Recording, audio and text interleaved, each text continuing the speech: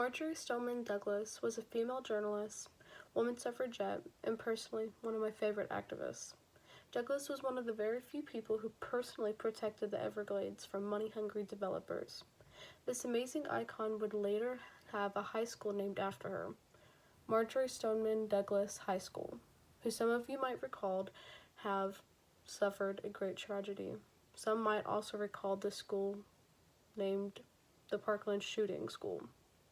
According to NBC News on February 14, 2018, a shooter who would later be identified as 19-year-old Nicholas Cruz opened fired on students, which led to the deaths of 14 students.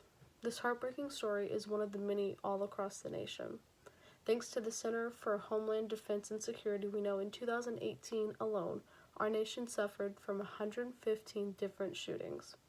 As we sit here and beg the question, what are we supposed to do? We do what we can within legal allowance. We vote. I know that voting is not what many of us care to hear. However, as someone who went to high school in 2018 and also had to deal with a shooting threat, I felt I myself should use my privilege of being alive and not dealing with a tragedy like Stoneman Douglas had to. My name is Savannah, and I stand here in front of you, hopefully to fire something within you to rally with those who need us most. As an American who has the ability and the right to vote, we should utilize this tool and use it to the best of our abilities. I would discuss the lack of representation and our age limits, the power with a voter turnout, and how we can use this tool to the best of our abilities. So, a lack of representation for younger Americans. As claimed by U.S. News, the voters of the younger demographic were the highest from the past 2018 midterms election by almost 10% compared to 2014.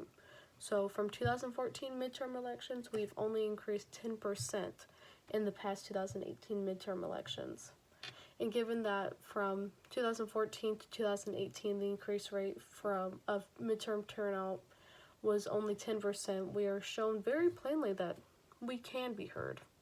Also claimed by the U.S. News, the younger the voter, the more likely it will vote Democratic compared to Republican. We are still, however, not showing out when we need to as young voters. We still today are the least represented voters because of the lack of numbers in elections. This leads me to the question, what if we showed out and voted?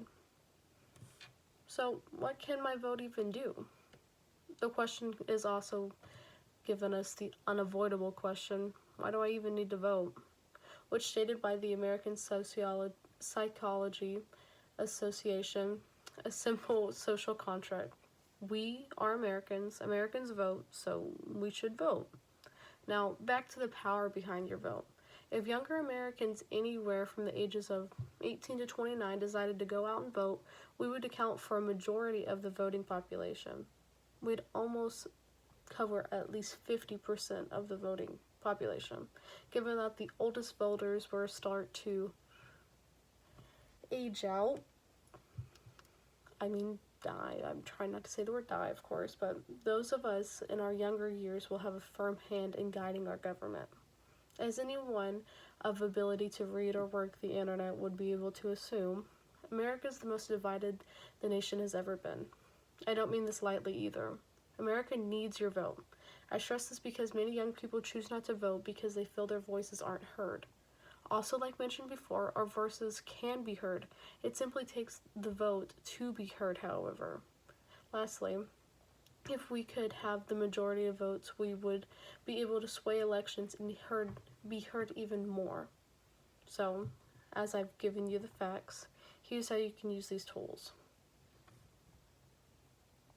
Another very important point I also wanted to point out is that younger Americans are actually very uneducated on how to figure out the route into voting, whether this is from a lack of guidance or a fear of more work, of overpiling your plate, which is kind of unclear, but it's a simple fix. I, myself, Googled it. You too can Google it. We're the first generation ever to have the power of the internet at our fingertips. You shouldn't feel embarrassed to ask someone, however, which direction you should go, how you should actually vote, or any of those things. A large amount of young Americans are already politically decisive, so why not show that off? I add this last point to help those of us who think that register for voting is like a tons of paperwork or something. It's not. I registered to vote in less than 10 minutes. And because I live in Texas, I did have to send out a paper with my signature, but other than a simple ride to the post office, the process was the easiest thing I've done in a long time. And I'm not saying like we're lazy or anything, it's just we do a lot of stuff, and what's the point in doing any of this if it's not going to reflect good on us? So I want you to understand that going out, registering to vote, will help us overall, everybody. So, in conclusion, if anything gets too difficult on your road to voting, nobody's going to shame you for asking a question or Googling a question, because as an American who has the ability and the right to vote, you should utilize this tool and use it to the best of our abilities. So we've heard about our representation with the vote, the power behind our votes, and how to enter ourselves into the voting world. Voting in a democracy is nobody's job but our own. We should take pride in our nation's decisions because we are the ones who made them.